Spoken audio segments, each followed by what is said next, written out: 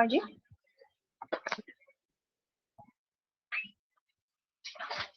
Olá, boa tarde a todos. Para quem não me conhece, eu sou Camila, sou residente do segundo ano de terapia intensiva e hoje a gente vai falar um pouquinho sobre nutrição enteral. Para começar, eu queria compartilhar um pouquinho com vocês de como é que eu monto uma revisão. Eu sempre tento começar assim, da onde que vieram as coisas? Mas aí eu me deparei com uma coisa que é mais óbvia que todas, que a gente come desde sempre e não tem como eu trazer um histórico de quando a gente começou a comer, e que comer é muito instintivo, então assim, não tem como eu trazer um histórico e de onde essas coisas vieram, porque a gente nasce com esse instinto de comer. E outra coisa que eu queria trazer também é que a comida no Brasil é muito... A gente tem uma cultura muito forte com relação à comida, assim, à alimentação. E no Brasil, principalmente, a comida é muito associada ao cuidado. Então, a gente presenteia com comida, a gente cuida com comida, a gente faz uma canjinha quando tá doente, e se não come, meu Deus, tá doente. Então, é muito cultural isso, e às vezes a gente sofre um pouco quando a gente precisa deixar o doente em jejum. Quem que nunca perdeu um procedimento porque deu comida? Quem que nunca passou uma dificuldade porque a gente queria tirar a dieta numa fase final, fase ativa de vida, e a família ficou extremamente angustiada, a equipe ficou extremamente angustiada, então a nutrição é muito cuidado na nossa cultura, principalmente, assim. E, assim, não tem como eu trazer todo o espectro de estudos sobre nutrição enteral, então, as minhas principais fontes foram a diretriz brasileira, que a gente tem do doente grave de terapia nutricional, a ESPEN, que é uma de 2018, e a ASPEN, que é a da Associação Americana e Europeia, essa aqui é uma atualização de 2022, o guideline completo é de 2016. Então, o que a gente vai falar nessa aula? Assim, primeiro eu queria trazer um pouco sobre como que é a metabolização e o metabolismo do doente crítico, o que tem de particularidade, o que é diferente, o que a gente tem que se atentar quando a gente vai alimentar esse doente. Um pouco da avaliação nutricional, o paciente está em risco, existe como a gente calcular esse risco, quanto que é esse risco, um pouco sobre as metas, que a gente sempre fala, a dieta está na meta, falta quanto para a meta, como é que está de proteína, quanto que é isso e como é que a gente calcula essas coisas. Fala um pouquinho também sobre o início de dieta, sobre as complicações e se existem complicações a gente alimentar um paciente. E últimas coisas, assim, algumas considerações sobre sonda e continuidade de dieta. Então, para começar, falar um pouquinho sobre o metabolismo do doente crítico, não tem como eu começar por outro lugar sem dizer um pouco em relação à heterogeneidade do paciente. Então, assim, a gente roda em várias UTIs diferentes e a gente vê vários perfis de pacientes diferentes. Não dá para a gente achar que todos os pacientes, só porque eles estão na UTI, eles são iguais. Então, em relação à heterogeneidade, assim, existem várias esferas que a gente pode abordar o fato de um paciente ser heterogêneo, mas eu trouxe principalmente em relação a 3 delas, assim. Em relação à injúria, então, um paciente que está num pós-operatório de um AVC por a monitorização neurológica é diferente de um politrauma que está todo estrupiado. Então, assim, isso já é diferente. As comorbidades que o doente traz de casa e quem é esse paciente já trazem essa diferença.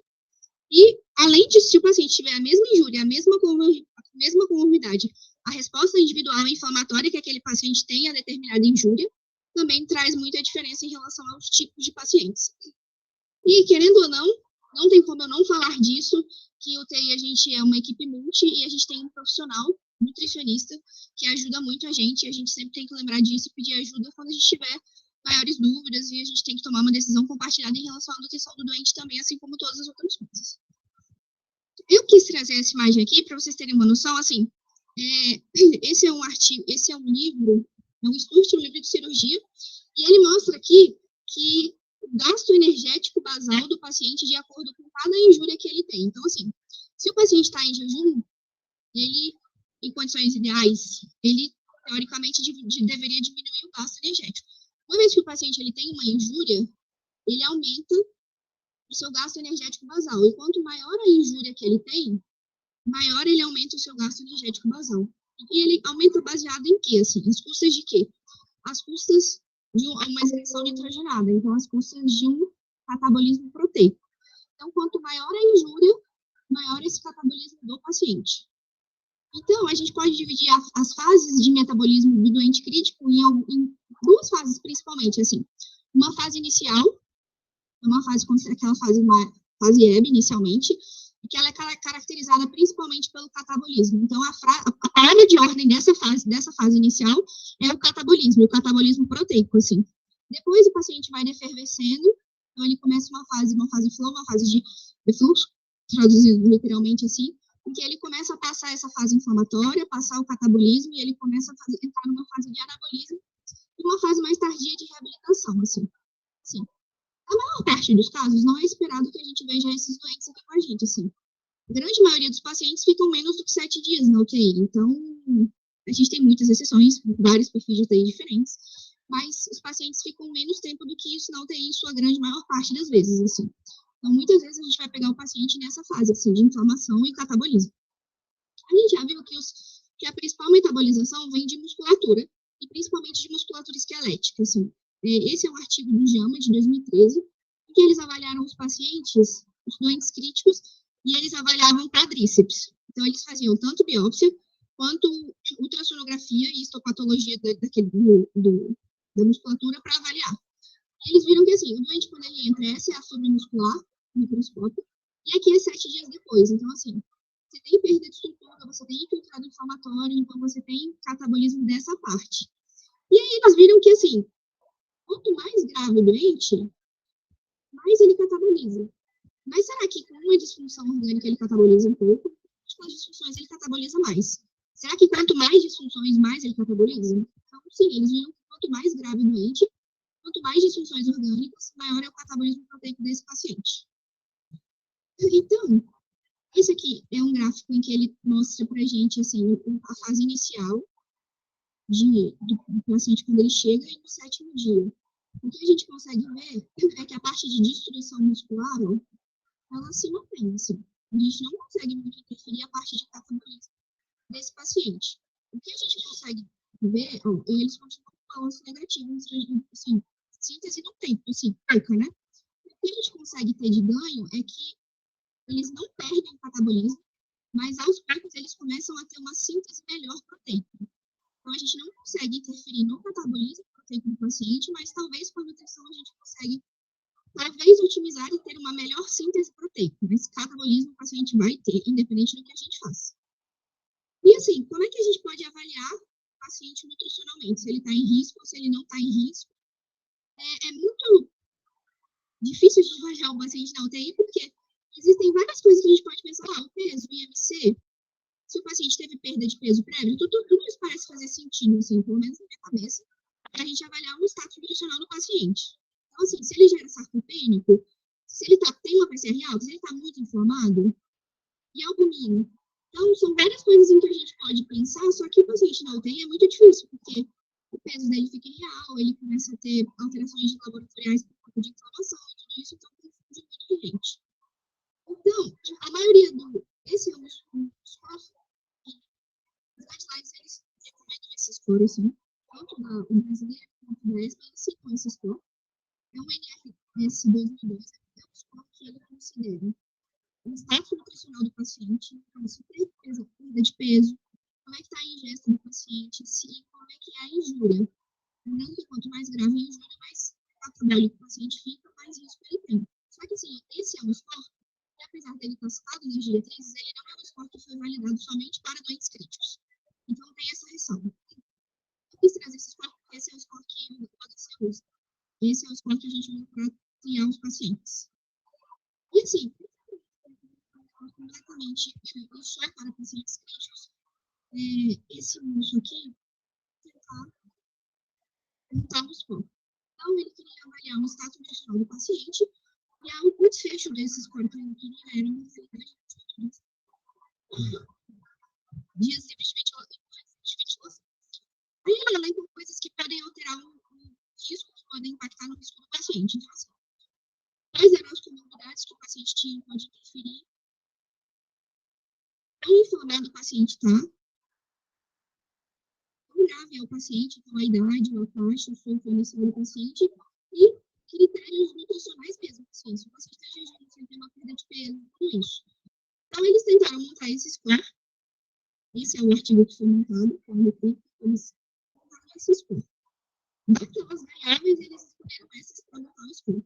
Então, a idade, a taxa, sulfo, número de comorbidades, dias de admissão e internet para avaliar a informação do doente. Então, assim, eles viram que quanto maior o score, para a mortalidade. E eles colocaram um corte de, se você tiver internet de 6 disponível, maior que 6, maior ou igual a 6, se você não tiver, você pode usar maior de 5. Queria trazer algumas ressalvas em relação a esse score. Esse é um gráfico até famoso no Twitter, assim, que ele mostra como é que é a mortalidade, um gráfico de mortalidade e a quantidade de nutrição que o doente recebe. Então, assim, esse doente aqui, a Unific 0, o doente vai vencer a comunidade, que chama por tempo, e aí, conforme você vai para a dieta, a mortalidade aumenta. A gente tem esse outro doente, que é o completo oposto, que é um doente que super grave, cheio de comorbidade, com racionais nos corpos. Conforme você vai para a dieta dele, a mortalidade vai caindo. Já queria trazer uma ressalva sobre isso, que é uma distribuição heterogênea do TIC, porque o TIC principalmente é um estudo de gravidade. Me chama muito a atenção ter um estudo que é chamado de sendo que não tem nenhum parâmetro nutricional, assim. Não tem peso, não tem nada, ele é um esporte puramente de gravidade, idade, comunidade, tempo de população de terreno, uma taxa, um surf. Então, tudo pode ter, tudo isso aqui pode estar mostrando pra gente os doentes. Completamente não graves, assim, não graves não, mas que estão com a gravidade bem baixinha, que tem baixo risco. Esse doente não é para você estar mandando ele na UTI depois de 5, 7, 10 dias. Então, o paciente foi permanecendo na UTI, e à medida que ele foi conseguindo progredir a dieta, ele ainda estava na UTI. Então, muito provavelmente, o que fez esse doente permanecer na UTI trouxe gravidade para ele, aumentou a mortalidade, e aí sim você consegue ver aqui que 100% de dieta e a mortalidade maior do que muito provavelmente não porque o doente alimentou, ele morreu, igual aqui. O paciente que está muito grave, ele vai ficando aqui, ó, se esse paciente está muito grave, esperado que ele morra rápido, são doentes mais graves morrem mais. Então, conforme ele vai defervescendo, diminuindo, você falando, você consegue progredir a dieta, esses doentes vão morrendo menos, não porque eles estão alimentando, mas porque eles deixaram de ser tão graves. Então, a gente tem que ter cuidado na hora de avaliar isso, que a associação não é igual à causalidade. Então, assim, não é porque o doente recebeu dieta que ele morre, ou porque ele deixou de receber dieta que ele morre. E trazer principalmente informação de questões de comorbidade. E, assim, muitos estudos usam esse score, mas acaba que é um score de gravidade. Assim, não tem nada de parâmetro nutricional direto nesse score aqui. E, inclusive, a ESCO traz para a gente que talvez esses esforços sejam bem melhores do que o IMC, já com todas as ressalvas que o IMC traz. Então, assim, já que a gente não tem muita coisa nesse programa, assim, de agora que a gente faz, eles colocam de recomendação que passou de 48 horas no dia já é um paciente de risco. Então, agora sobre metas. A gente tem algumas coisas que a gente tem que fazer nessas metas, principalmente com a proteína. Mas ele pergunta, ele pediu. E a professora de PIB é muito população para integral. Então, a taxa da nutrição integral é duas metas de PIB, assim, a 30% da meta calórica é entrar de PIB, mas esse manejo de hoje, e quando a quantidade de lipídios é quando você especial que você pode receber. Antes, aí você vai ter que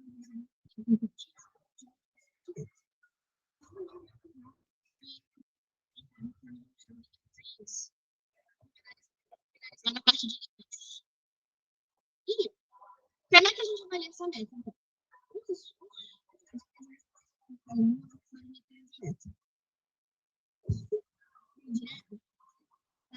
Então, a sua taxa de O2, a sua taxa de CO2, para calcular seu gasto energético. A própria colorimetria direta tem no sentido de que se você é um paciente que exala mais CO2, você vai jogar na fórmula e vai entender que você tem um gasto energético maior e talvez se você está dando mais dieta para o paciente, se você não overfeeding, e aí o paciente exala mais CO2, o paciente que necessita de uma meta maior, você necessita de ser. Tem algumas ressalvas, eu gostaria de dizer isso, eu nunca vi, mas eu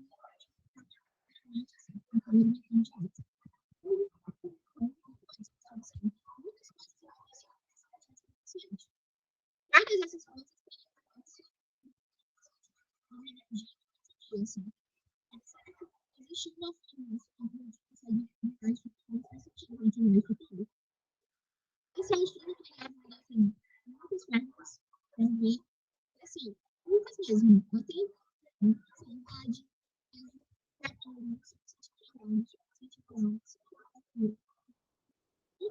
influencia a nossa imagem consciente. Mas, assim, no cenário prático, a gente faz essas coisas importantes. E a gente, esses trabalhos, se darem para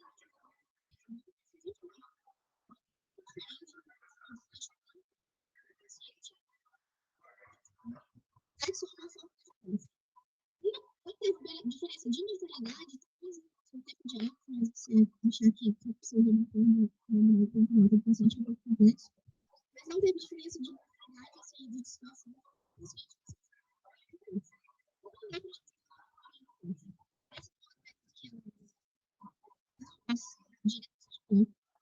Tem um texto aqui que dá as respostas em forma concreta, né? Então, totalmente claro que você pode fazer para o paciente. Eu só queria chamar a atenção também que, quando a gente olha a metabológica, a gente esquece que a caloria não se extrema de arte contínua. Se trata de caloria, que você deve dar de colesterol, coisa. O paciente que tem passado por coletivo, o paciente que tem passado por coletivo. Então, assim, nem sempre o paciente está ingerindo parte de você caloria nem tudo. E, de meta de proteína, a gente conhece fatores de diferença. Os quantidades funcionais disso, esses casos. Tem estudo que foi feito com 113 pacientes, a quantidade de palavras que os pacientes faziam de corte e avaliar a associação com a qualidade. Eles observaram que os pacientes que recebiam uma quantidade maior de proteína estavam associados a uma mortalidade menor. Nesse estudo aqui, eles viram que talvez vocês recebiam a dose, assim. E aí tem esse estudo que tinha quase 20 pacientes, eles tentaram avaliar a associação de proteína avaliar os pacientes que recebiam mais proteína tinham qualidade. Mas será que quanto mais proteína, mais proteína, aí para essa forte, sobre uma de 23 influências,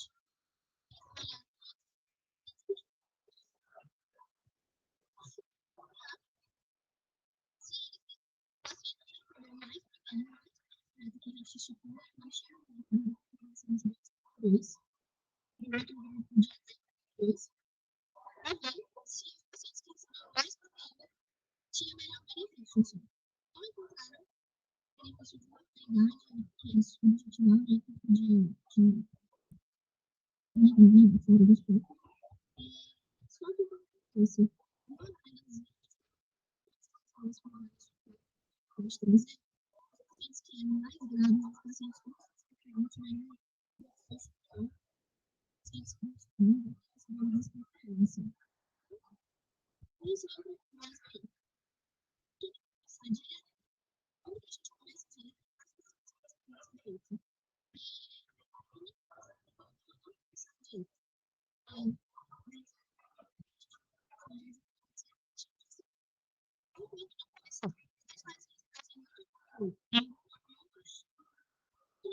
Basicamente, traduzindo assim, o que eles perguntam, de choque, eles não conseguiam acompanhar isso,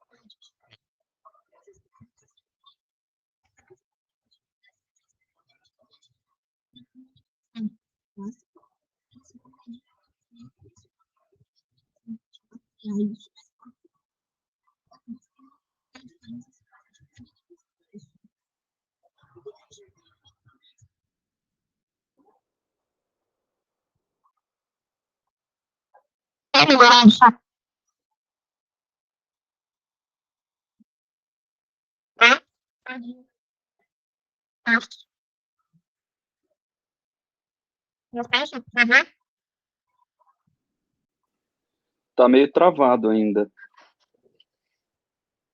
Oi, tá melhor? Bom dia. Agora sim, agora sim. Eu dei uma riscadinha aqui. Então, por que a gente não alimentar esses doentes graves e críticos no começo, assim?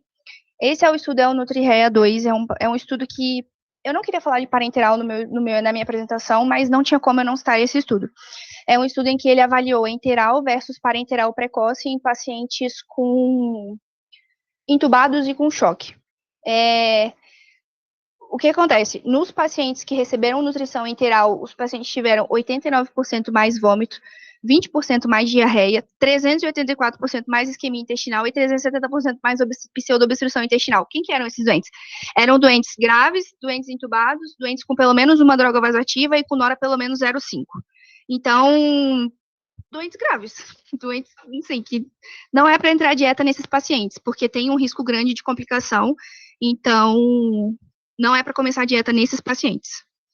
E esse é uma análise da mesma população do EFORT, em que eles tentaram avaliar também início de dieta enteral precoce versus tardia em pacientes ventilados mecanicamente em choque circulatório. Assim, aqui parece ter um benefício de você começar a dieta precoce nesses pacientes, mas se você ajusta para gravidade, esse benefício não se confirma, ele se perde se você faz um ajuste por gravidade. E outra coisa, aqui os pacientes eram com uma droga vasoativa, com nora até 0,2, então eram doentes menos graves.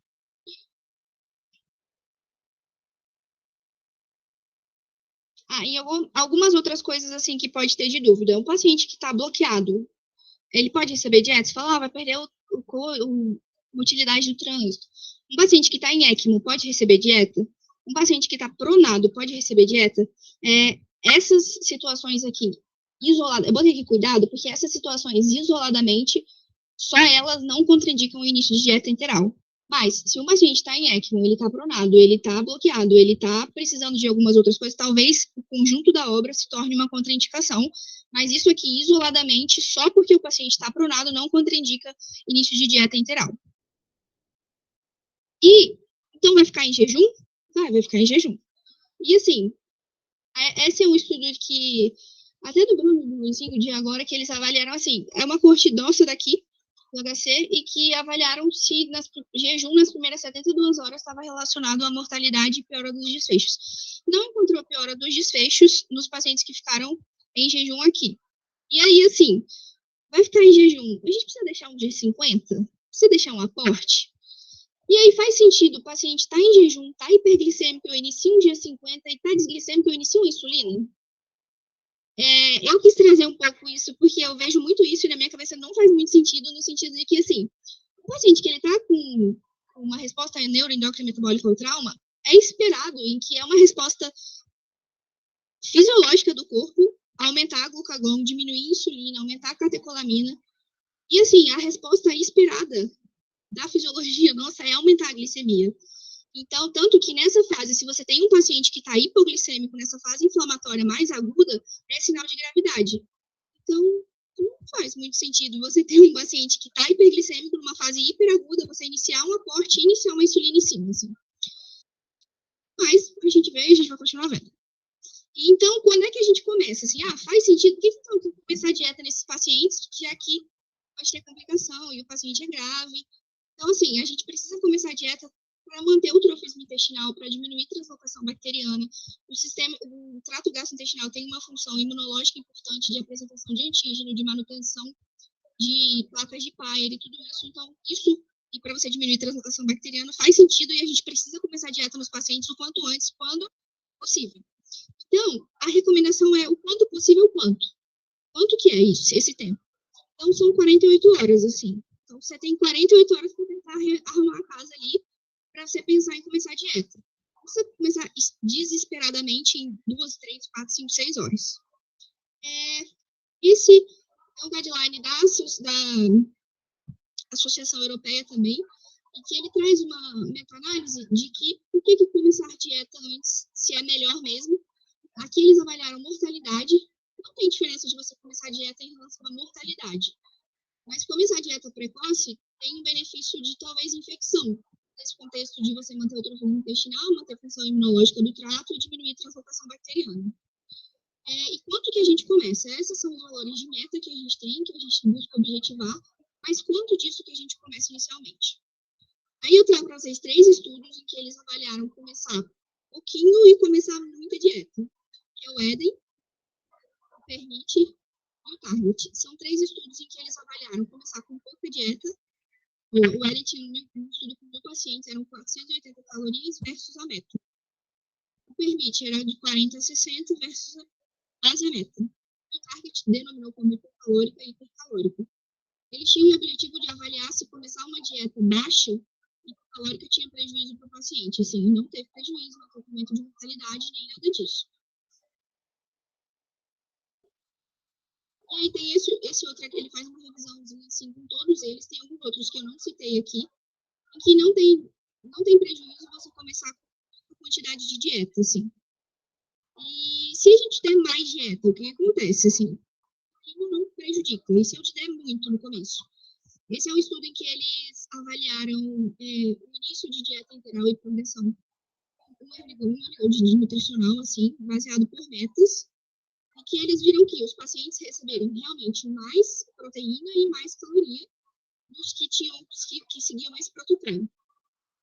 Eles realmente recebiam mais, no final, eles recebiam mais calorias.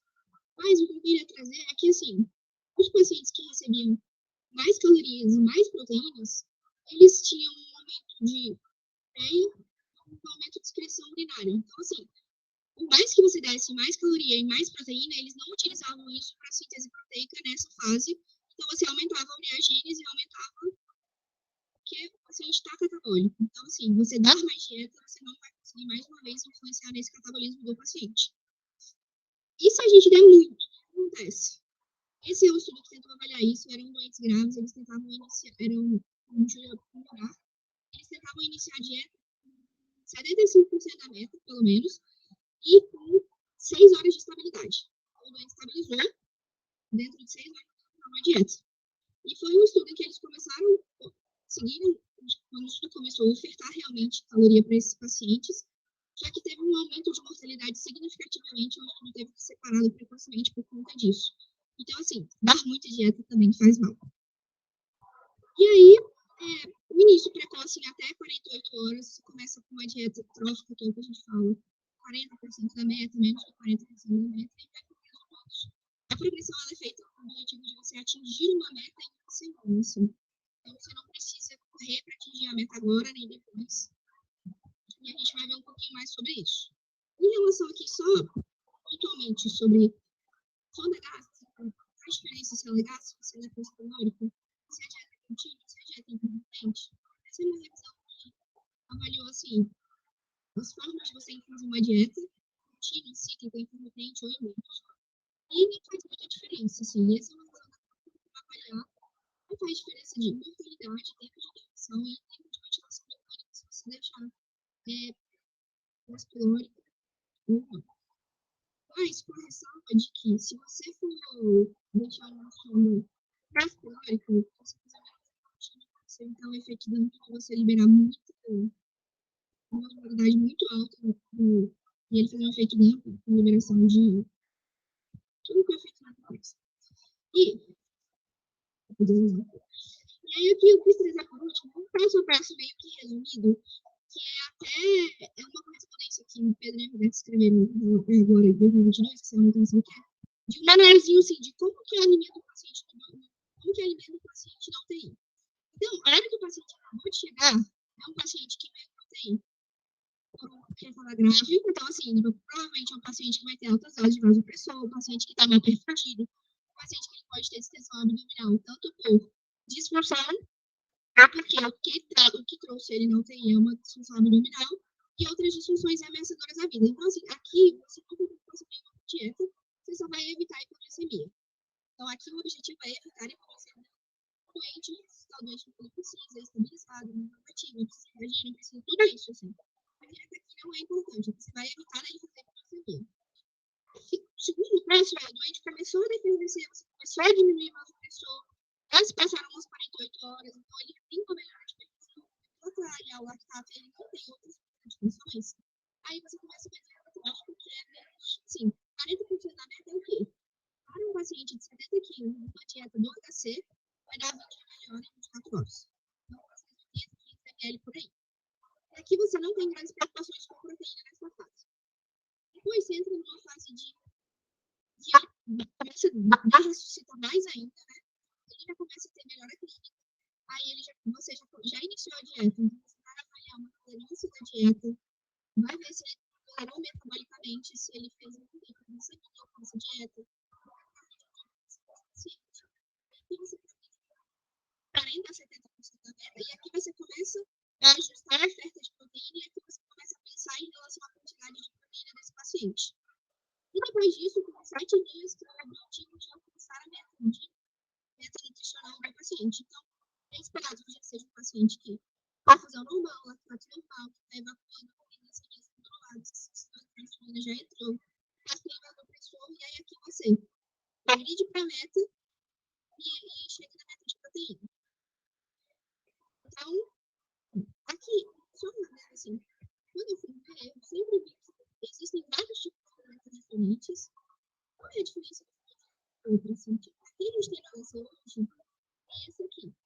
Essa daqui é uma dieta de calorias primeiro. Qual é a diferença entre todas as dietas? Basicamente, é a densidade calórica. Assim, você tem dieta de 1, de 2, de 2 calorias, assim. Então, a sua prescrição vai ser muito mais rápida, muito mais comum. Tanto de você quer alcançar com tudo, assim, que um paciente que tem uma meta de, sei lá, 30 ml aqui já não tem metade de volume, entendeu? Então, talvez a diferença seja isso, assim, não tem dietas especiais, não tem uma dieta especial para cada tipo de coisa. É muito uma dieta que é para a doença.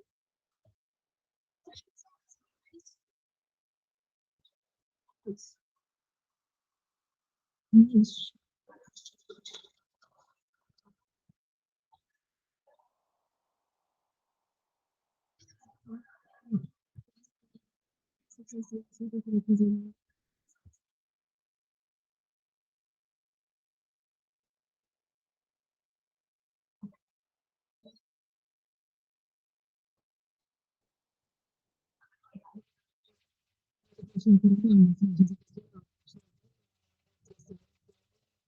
Trabalhar muitas coisas rápido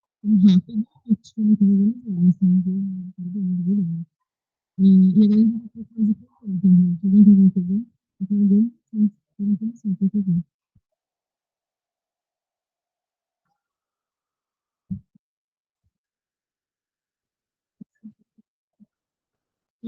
Parece uma foi muito bom, muito bom. E que passou você mostrou a calorimetria indireta, né?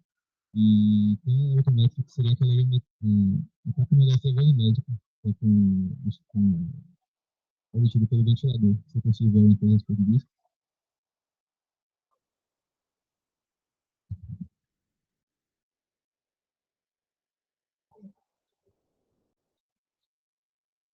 Sim, eu não fui muito atrás de ver, porque eu acho que eu nunca vi isso pessoalmente, assim. Dá para fazer um pouco do racional que você faz com os cabelos, mas não tem muito mais que fazer, assim.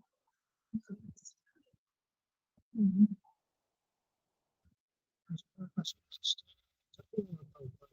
a gente não usa porque não precisa. A gente tem vários métodos que se faz uma medida naquele momento. Acho que esse por aqui mais pequenininho.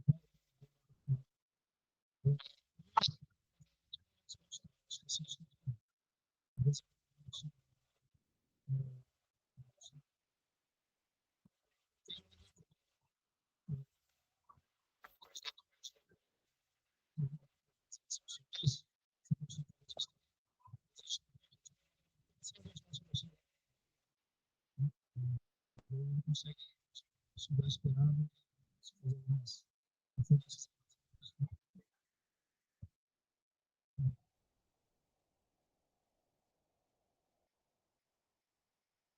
Eu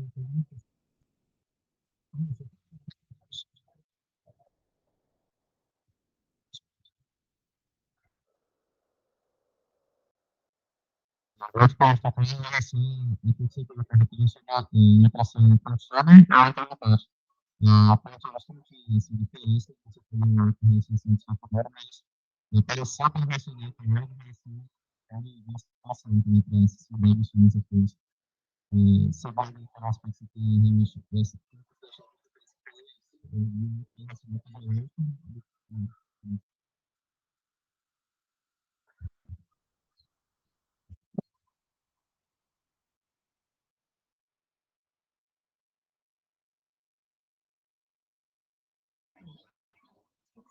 Acho que talvez você conseguiria tentar um pouco para simular assim, e provavelmente às vezes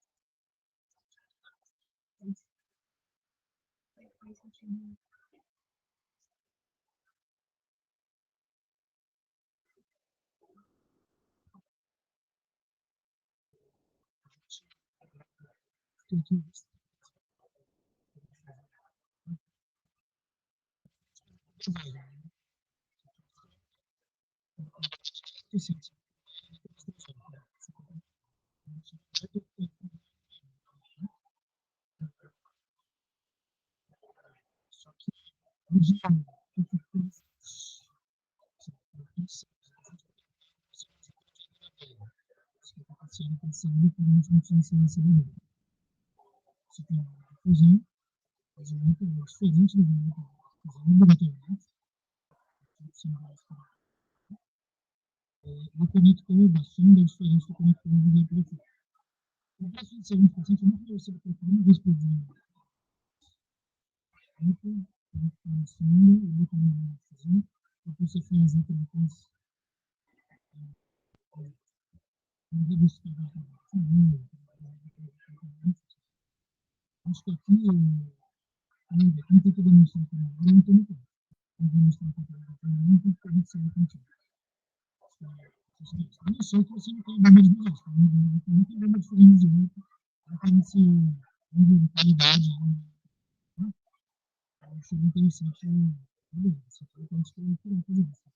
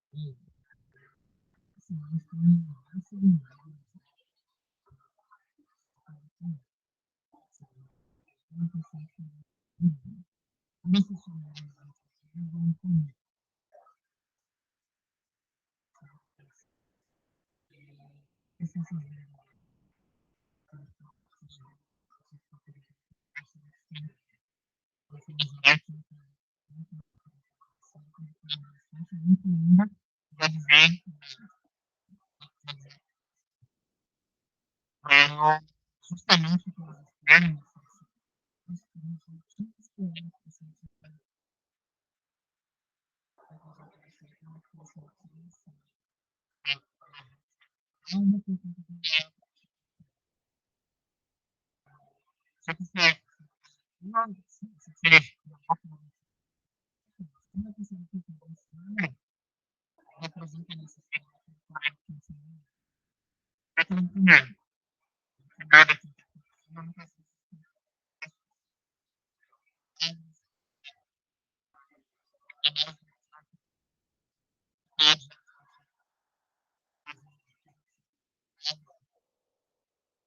eles acho que depois de tudo fácil.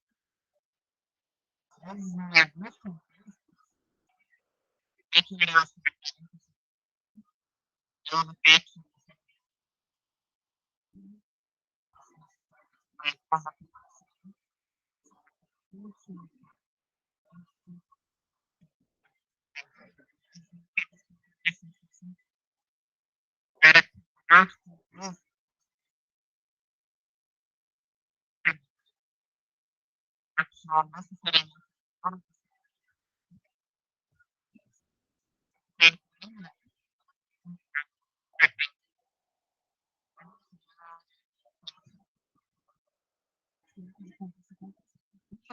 fazer uma maquiagem.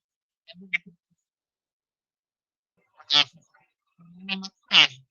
Daqui um galão, é uma coisa, é uma coisa.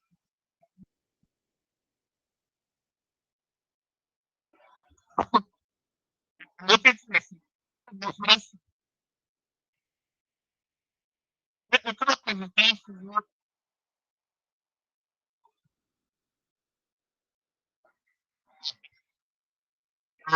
falei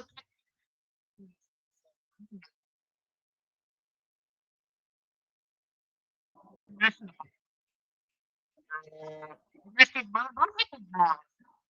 Esse, vamos ver se ele consegue ter bom.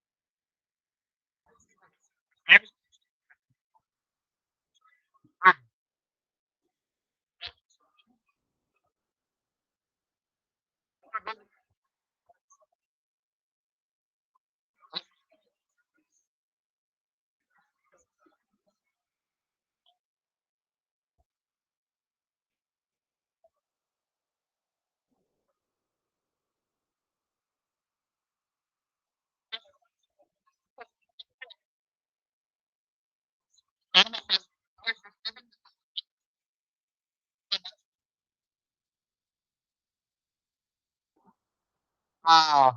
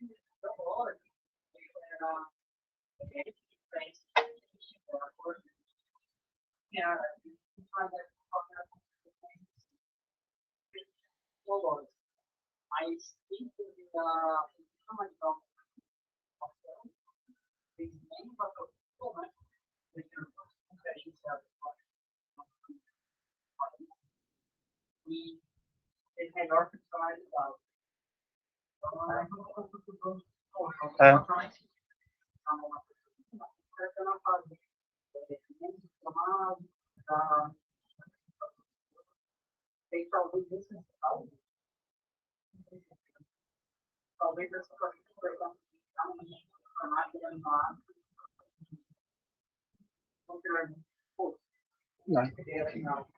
Eu acho que e é isso, o Thiago que gosta aí da medicina baseada em evidência, Thiago, ela não dá todas as respostas, entendeu? Então a gente tem que ver o que tem, entender que é uma média, e a gente adapta um pouco para a nossa base. Porque se fosse por medicina baseada em evidência, até os guidelines estão todos errados, tá? Você poderia botar no guideline que pode deixar trófico uma semana e underfeeding por 28 dias, que é o resultado do IDEM e do permit. Mas ninguém vai fazer isso, entendeu? Então, por isso que eles, pelo menos o guideline, a Aspen, finalmente reconheceu que você não tem que chegar na meta na primeira semana. Isso demorou, né? Demorou muito tempo para chegar nisso, mas finalmente chegou nisso, tá? E, enfim, mas eu acho que é isso. Então, para o dia a dia, a gente entender, calcular o peso do paciente, não é o peso predito do pulmão, então a gente precisa dessa informação.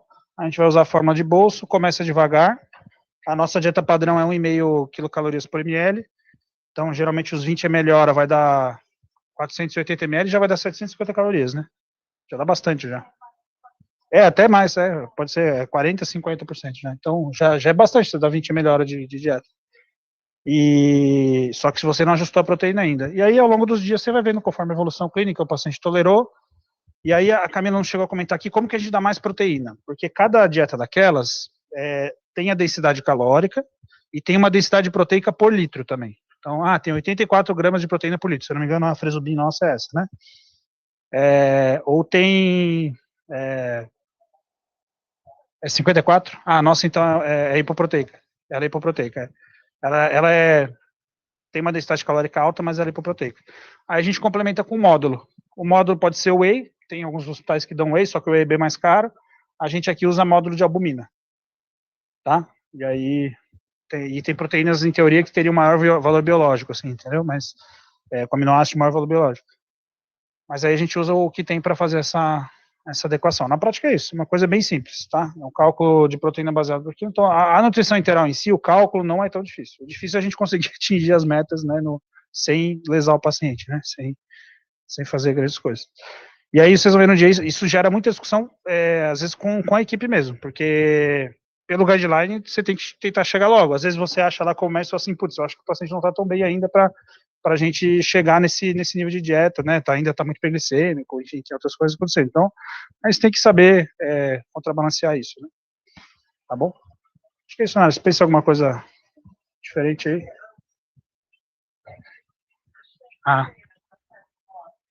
Tem alguma diferença lá? Não, fala depois. É porque a gente tá falando de paciente. Tudo que a gente falou aqui é paciente crítico, talvez que veio de casa eutrófico, né? Esse é o cenário perfeito. Um paciente séptico, que estava eutrófico, veio de casa. No ICESP a gente tem um outro perfil, né? Que os pacientes que perderam peso, e esofagé, e tumor. E aí, talvez, a forma como eles fazem lá e como a equipe está acostumada, são metas mais precoces, a gente não tem um choque como evidência, né? Exato, quer falar? É que eu comecei lá essa semana, mas essa percepção realmente sim. Pacientes com muito NPT, vários pacientes internam, na verdade, para ter condições de ser submetidos a uma quimioterapia, então eu estou buscando realmente ganho de peso, e eles são mais agressivos mesmo. Cirúrgica, assim, e tem evidência sobre isso, de novo, é uma evidência fraca, mas tem, assim, e é muito diferente da nossa experiência aqui, né, então é outro mundo, assim, que eu acho que faz sentido a gente pensar nesse mundo não droga vasoativa, não sepse, e aí a gente ainda tem que discutir muita coisa, assim, porque senão a gente vai com o nosso viés daqui e causa um incômodo, assim, nossa, mas espera lá, não precisa, né, enfim, não sei se precisa, mas acho que é isso. Outro ponto, a gente tem a meta, a gente pode ver o que está acontecendo também, né? Então, eu vou dar um exemplo para você que aconteceu comigo uma vez. O paciente estava dialisando contínua, era uma paciente oncológica e tal, o pessoal queria dar mais proteína, tá?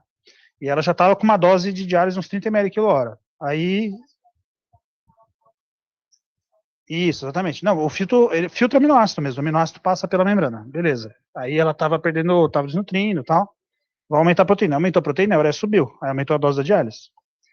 Aumentou a dose de diálise, aí vamos dar mais proteína porque aumentou a dose da diálise. Aí a proteína subiu, aumentou a dose de diálise. Aí você entra num negócio, não faz sentido. Aí sim, volta, deixa um grama por quilo e tudo bem, não adianta. Então, às vezes isso fica bem claro. Eu lembro na pandemia aconteceu um caso assim com o Leandro também, uma paciente que deixou lá 1,5 grama por quilo, que é o que o guideline brasileiro recomenda baseado em nada, tá? Eles fizeram isso porque, em teoria, ninguém chega na meta proteica, então era para deixar a meta mais alta para a gente atingir o 1,2, tá? Essa é a justificativa quando você vai falar pro pessoal. E isso, e o forte a gente vai ver aí como isso não dá muito certo, né? E aí, era uma paciente que ela tava com a creatina de 2, assim. E eu lembro que a ureia tava 250. Aí o próprio Leandro falou assim, não, tira esses módulos aí de proteína, eu teve que falar lá com a condição, gente, não dá, não vou dialisar o paciente porque eu tô dando mais proteína, entendeu? Que é o que acaba acontecendo. Aí a maquiagem reversa, entendeu? Você quer dialisar precoce, dá proteína, entendeu? Você pode, se você quiser justificar o contrário, você pode fazer isso aí, tá? Então Não, mas só tô falando assim, mas isso a gente tem que, às vezes você vê ali que tá dando errado, entendeu? Então, você quer tentar, o pessoal, existe um racional, quer tentar dar mais dieta, beleza, vamos dar. Mas aí você observa, você vê que não deu certo, você dá o passo para trás, o paciente está na UTI, você está vigiando ele 24 horas por dia, né? Eu acho que isso é bom a gente ter em mente, que a gente sempre tem essa observação, né? E aí, entendendo um pouquinho do que você trouxe do metabolismo, isso ajuda a gente a entender o que está acontecendo, né? Tá bom? Aí a gente acopla evidência com fisiologia e consegue tirar uma média boa aí. Acho que essa que é a ideia, tá bom? Beleza, já estamos bem adiantados. Camila, muito obrigado, parabéns pela sua aula, excelente. Valeu, pessoal.